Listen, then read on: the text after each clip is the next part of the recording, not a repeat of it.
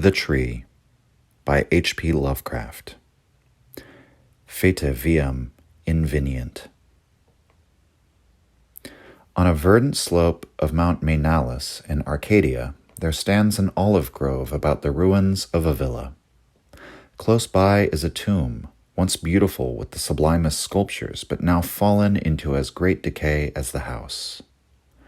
At one end of that tomb, its curious roots, displacing the time-stained blocks of Pentelic marble, grows an unnaturally large olive tree of oddly repellent shape, so like to some grotesque man or death-distorted body of a man, that the country folk fear to pass it at night when the moon shines faintly through the crooked boughs. Mount Mainalis is the chosen haunt of dreaded Pan, whose queer companions are many, and simple swains believe that the tree must have some hideous kinship to these weird Paniski. But an old beekeeper who lives in the neighboring cottage told me a different story. Many years ago, when the hillside villa was new and resplendent, there dwelt within it the two sculptors Kalos and Mucides. From Lydia to Neapolis, the beauty of their work was praised, and none dared say that the one excelled the other in skill. The Hermes of Kalos stood in a marble shrine in Corinth, and the palace of Mucides surmounted a pillar in Athens, near the Parthenon.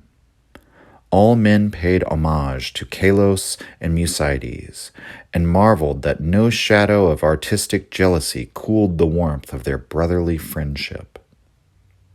But though Kalos and Mucides dwelt in unbroken harmony, their natures were not alike.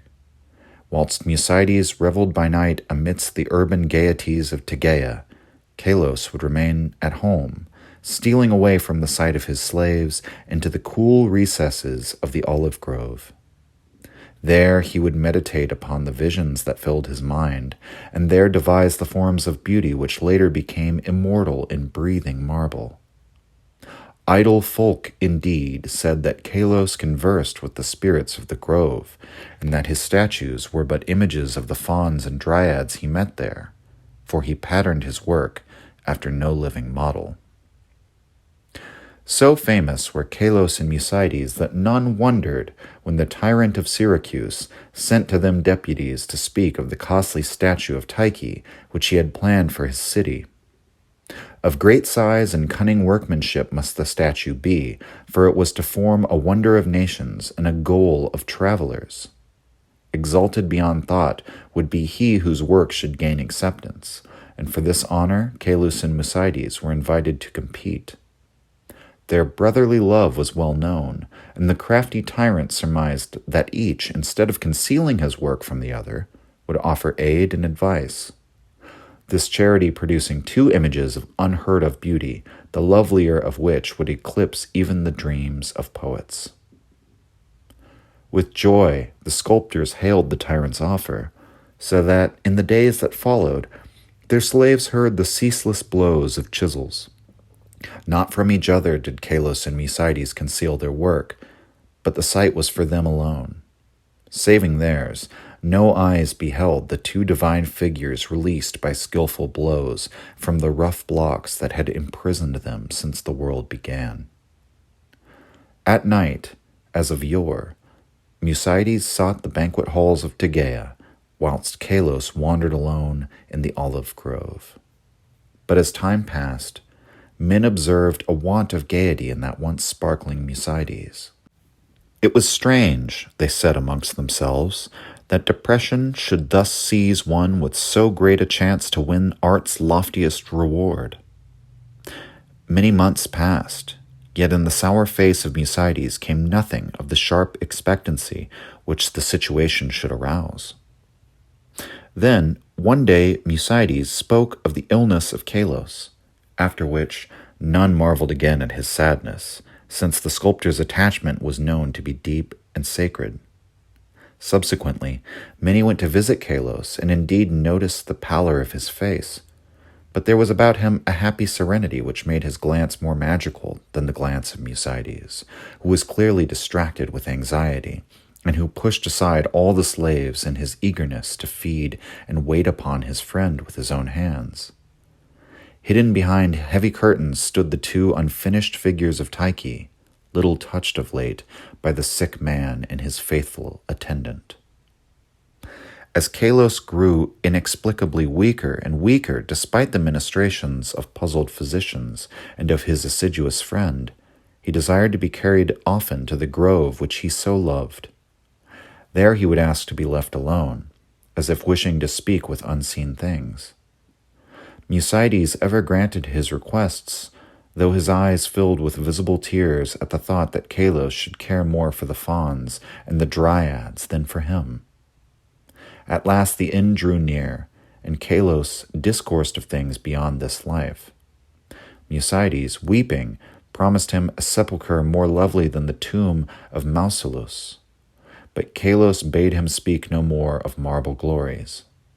Only one wish now haunted the mind of the dying man, that twigs from certain olive trees in the grove be buried by his resting place, close to his head.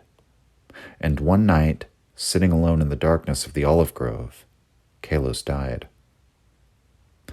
Beautiful beyond words was the marble sepulchre which stricken Mucides carved for his beloved friend. None but Kalos himself could have fashioned such bas-reliefs, wherein were displayed all the splendors of Elysium. Nor did Mucides fail to bury close to Kalos's head the olive twigs from the grove. As the first violence of Mucides's grief gave place to resignation, he labored with diligence upon his figure of Tyche. All honor was now his, since the tyrant of Syracuse would have the work of none save him or Kalos. His task proved a vent for his emotion, and he toiled more steadily each day, shunning the gaieties he once had relished. Meanwhile, his evenings were spent beside the tomb of his friend, where a young olive tree had sprung up near the sleeper's head. So swift was the growth of this tree, and so strange was its form, that all who beheld it exclaimed in surprise, and Mucides seemed at once fascinated and repelled. 3 years after the death of Kalos, Mucides dispatched a messenger to the tyrant, and it was whispered in the agora of Tegea that the mighty statue was finished. By this time, the tree by the tomb had attained amazing proportions, exceeding all other trees of its kind, and sending out a singularly heavy branch above the apartment in which Mucides labored. As many visitors came to view the prodigious tree as to admire the art of the sculptor, so that Mucides was seldom alone. But he did not mind his multitude of guests. Indeed, he seemed to dread being alone now that his absorbing work was done. The bleak mountain wind, sighing through the olive grove and the tomb tree, had an uncanny way of forming vaguely articulate sounds. The sky was dark on the evening that the tyrant's emissaries came to Tegea. It was definitely known that they had come to bear away the great image of Tyche and bring eternal honor to Mucides, so their reception by the proxenoi was of great warmth. As the night wore on, a violent storm of wind broke over the crest of Manalus, and the men from far Syracuse were glad that they rested snugly in the town. They talked of their illustrious tyrant and of the splendor of his capital, and exulted in the glory of the statue which Mucides had wrought for him. And then the men of Tegea spoke of the goodness of Mucides, and of his heavy grief for his friend, and how not even the coming laurels of art could console him in the absence of Kalos, who might have worn those laurels instead. Of the tree which grew by the tomb, near the head of Kalos, they also spoke. The wind shrieked more horribly, and both the Syracusans and the Arcadians prayed to Aeolos. In the sunshine of the morning, the proxenoi led the tyrant's messengers up the slope to the abode of the sculptor, but the night wind had done strange things. Slaves' cries ascended from a scene of desolation, and no more amidst the olive grove rose the gleaming colonnades of that vast hall wherein Mucides had dreamed and toiled. Lone and shaken mourned the humble courts and the lower walls, for upon the sumptuous greater peristyle had fallen squarely the heavy, overhanging bough of the strange new tree, reducing the stately poem in marble with odd completeness to a mound of unsightly ruins. Strangers and Tegeans stood aghast, looking from the wreckage to the great sinister tree whose aspect was so weirdly human, and whose roots reached so queerly into the sculptured sepulchre of Kalos.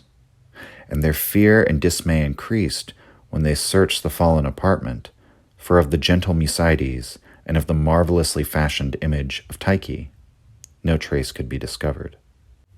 Amidst such stupendous ruin, only chaos dwelt, and the representatives of two cities left disappointed. Syracusans that they had no statue to bear home, Tegeans that they had no artist to crown. However, the Syracusans obtained after a while a very splendid statue in Athens, and the Tegeans consoled themselves by erecting in the agora a marble temple commemorating the gifts, virtues, and brotherly piety of Mucides. But the olive grove still stands, as does the tree growing out of the tomb of Kalos, and the old beekeeper told me that sometimes the boughs whisper to one another in the night wind, saying over and over again, Oida, Oida. I know.